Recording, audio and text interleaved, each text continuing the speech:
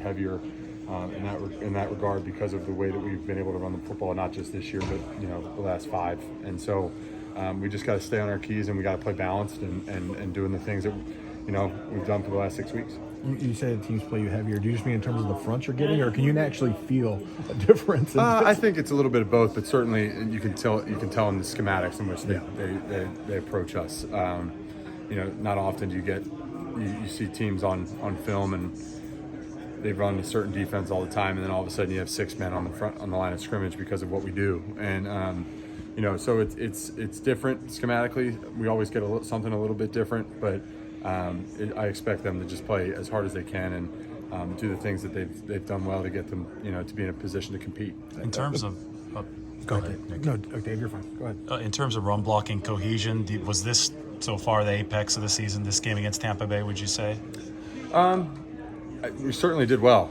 We certainly had a great game. I don't know if it's certainly you don't take a whole lot of time to reflect on 14 games when you're still in the middle of it and chasing something that we're chasing. So I think it was certainly a great effort, one of our best, if not our best.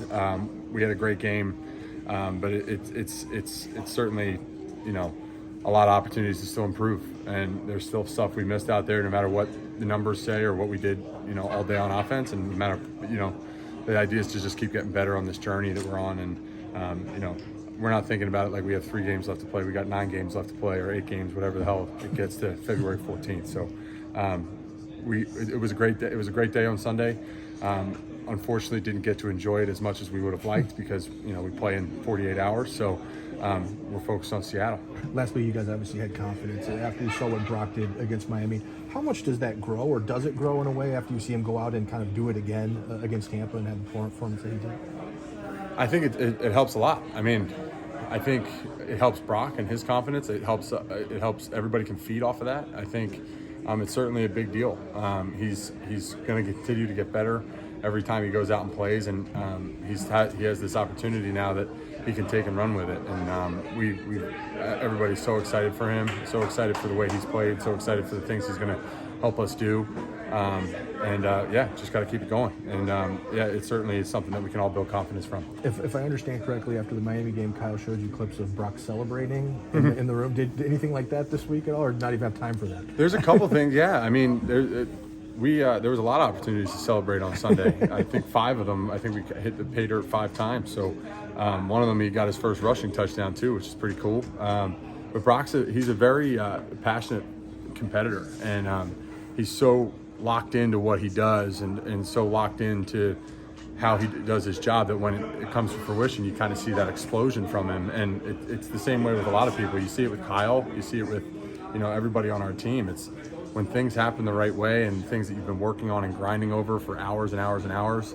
And for him, waiting 14 weeks to get an opportunity to play football, that kind of celebration is absolutely warranted because you put so much into it without having the opportunity to put it on display.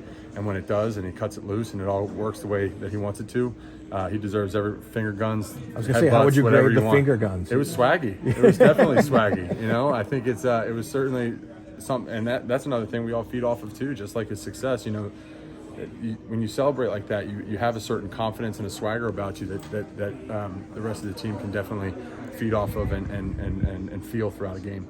Has he yelled at you in the huddle yet? Definitely to shut up. He has? Because I sit next to George in the huddle, so no, I'm kidding. No, he definitely, because there's so much going on in the huddle and especially in his ear throughout a practice day or throughout a game where he's got to say about 30 words that come out of his mouth in any kind of, and it's got to be in the right order or it's screwed up. And so I can understand wanting to eliminate distraction when he's trying to get it right. So he can do whatever the hell he wants back there, and I'll do exactly what he says.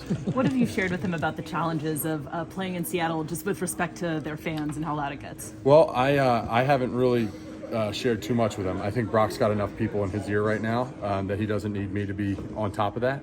Certainly we have a coaching staff and coordinators and people who are and Coach Greasy and all that that are going to get him right and certainly prepare for that. It's something we talked about in our first team meeting this week. Is one of the things you have to do as an offense in Seattle is handle the noise, and not the figurative noise, but the actual literal sound that comes out of that building. And so it's definitely it's something that's a challenge. It's something that you have to work through this week. We'll see how much work we're able to get in with only having 2 days to prepare.